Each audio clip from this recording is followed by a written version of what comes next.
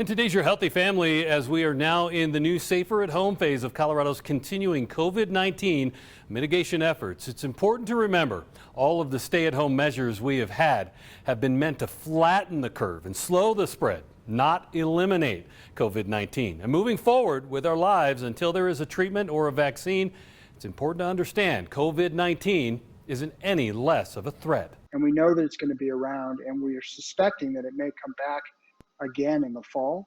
So we have to be, cognizant of that. We have to recognize that and take the same precautions that we're taking and being asked to take. So social distancing, using a mask when you're in public and can't social distance, washing your hands repeatedly, being thoughtful about, potentially spreading or picking up the virus, and then trying to protect those people who are most at risk and protecting those vulnerable populations. We just have to continue to do that and be thoughtful about it. On Friday, I spoke with UC Health Memorial's Associate Medical Director, Dr. David Steinbrunner, who says all of the sacrifices and hardships everyone has been through to stay at home were needed and have laid a solid foundation moving forward. We really want to appreciate everything that everyone's done in El Paso County, not only to follow the rules about social distancing and flattening the curve and decreasing the numbers, but also the outpouring for all of our providers, all of our nurses, all of our EVS, environmental service, security, all the people working in and around the hospital to try to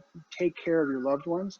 That outpouring has had such a tremendous effect on everyone's morale. Going forward, just know there will be continued new cases of COVID-19 to be dealt with and all that comes with them. This is kind of our new reality, is monitoring and then kind of policing this thing. There's nothing to be afraid of in that regard. No, we just have to recognize the territory that we're in. It's almost like you learn the battle space, just to use a military reference.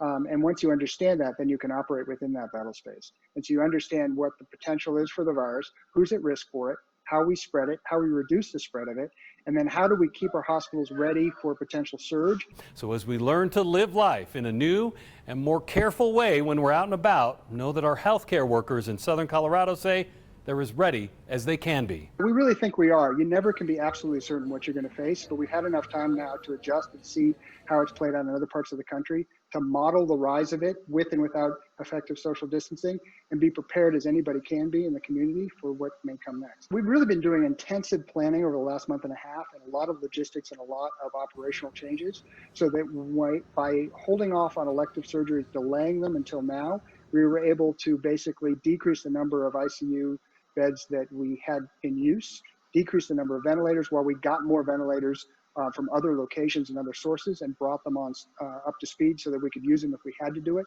We made a bunch of contingency plans about what happens if we saw a surge that tried to overwhelm us and how we could expand ICU potential in the hospital, keeping our acute care surgery beds or acute care beds low in number so that we could absorb anything that happened.